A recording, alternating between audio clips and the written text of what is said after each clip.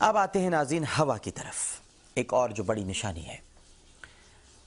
صحیح مسلم کی ایک روایت میں قبل از قیامت 10 بڑی نشانیوں میں سے قیامت کی ایک نشانی یہ بھی ذکر فرمائی ہے کہ ایک ایسی ہوا ظاہر ہوگی جو لوگوں کو سمندر میں پھینک دے گی۔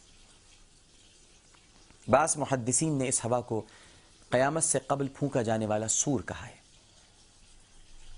صحیح مسلم میں حضرت رواس رضی اللہ تعالی عنہ بیان کرتے ہیں کہ نبی کریم صلی اللہ علیہ وآلہ وسلم نے ارشاد فرمایا کہ یاجوج ماجوج کے خاتمے کے بعد لوگ خوشحال زندگی بسر کریں گے۔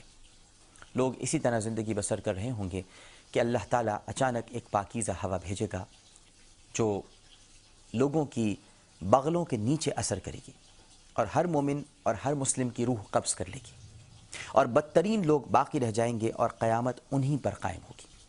حافظ ابن حجر نے فتح الباری میں ایک روایت طبرانی سے نقل کی ہے کہ قیامت اس وقت تک قائم نہ ہوگی جب تک ایسا نہ ہو کہ ایک عورت مردوں کے مجمع سے گزرے گی اور ان میں سے ایک شخص کھڑے ہو کر اس کا دامن اٹھائے گا جیسے دمبی کی دم اٹھائی جاتی ہے، اور اس سے زنا کرے گا۔ یہ حال دیکھ کر ان میں سے ایک شخص کہے گا کہ اس دیوار کے پیچھے ہی چھپا لیتا تو اچھا تھا۔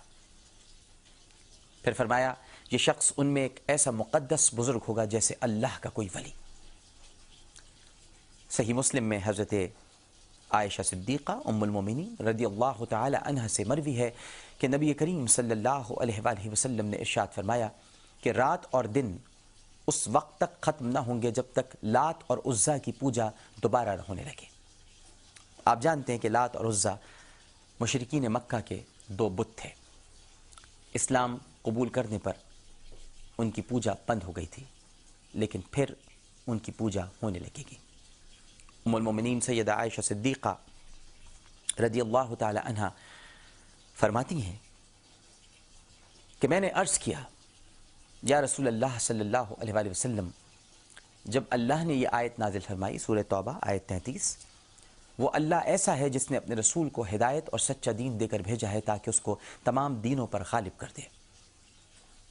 تو حضرت عائشہ صدیقہ رضی اللہ تعالی عنہ نے آپ صلی اللہ علیہ وآلہ وسلم سے فرمایا میں نے یہی سمجھ لیا تھا کہ جو اس آیت میں فرمایا گیا ہے وہ ہو کر رہے گا، اور آپ فرما رہے ہیں کہ لات اور عزا کی دوبارہ پرستی شروع ہو جائے گی، پھر اس آیت کا کیا مطلب ہے؟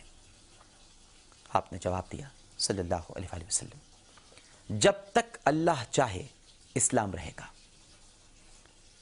پھر اللہ ایک عمدہ ہوا بھیجے گا جس کی وجہ سے ہر مومن کی وفات ہو جائے گی، ہر اس مومن کی وفات ہو جائے گی جس کے دل میں رائی کے دانے کے برابر بھی ایمان ہوگا۔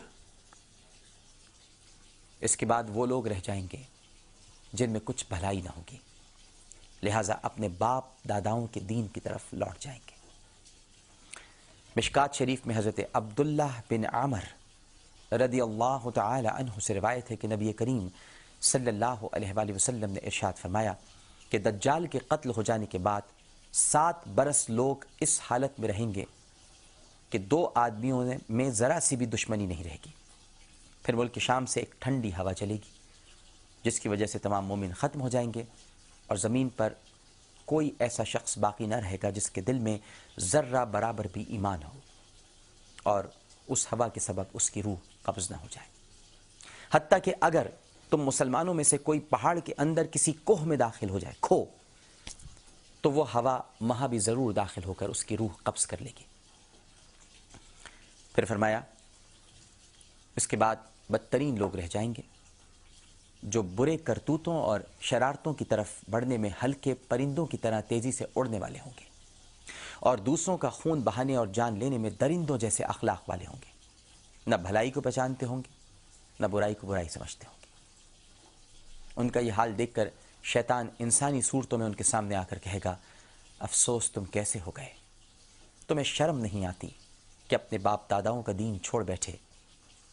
وہ کہیں گے تو ہی بتا کیا کریں۔ وہ انہیں بت پرستی کی تعلیم دے گا اور وہ بت پوجنے لگیں گے۔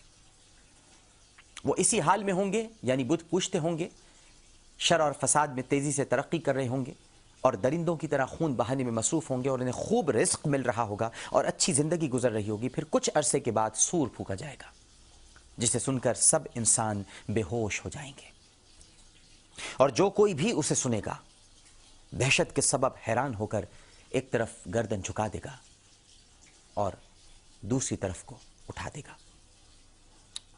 پھر فرمایا کہ سب سے پہلے جو اس کی آواز سنے گا وہ ہوگا جو اپنے اونٹوں کو پانی لانے کا حوض لیپ رہا ہوگا۔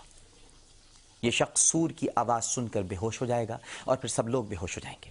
پھر اللہ ایک بارش بھیجے گا جو شبنم کی طرح ہوگی، اس کی وجہ سے آدمی اگ جائیں گے، یعنی قبروں میں مٹی کے جسم بن جائیں گے۔ پھر دوبارہ سور پھونکا جائے گا تو اچانک سب کھڑے دیکھتے ہوں گے۔ ناظرین کرام، قیامت کے بالکل قریب کے زمانے میں لوگوں کی کیا حالت ہوگی، اس پر ہم کل بات کریں گے انشاءاللہ۔ اللہم صلی علی سیدنا و مولانا محمد وعلی آلہ وصحابہ وبارک وسلم وصلی علیہ۔ پروگرام آثار قیامت سے عامر لیاقت حسین کو اجازت دیجیے، اللہ نے چاہا تو کل پھر آپ سے گفتگو ہوگی۔ اپنا بہت خیال رکھیے گا، اللہ حافظ۔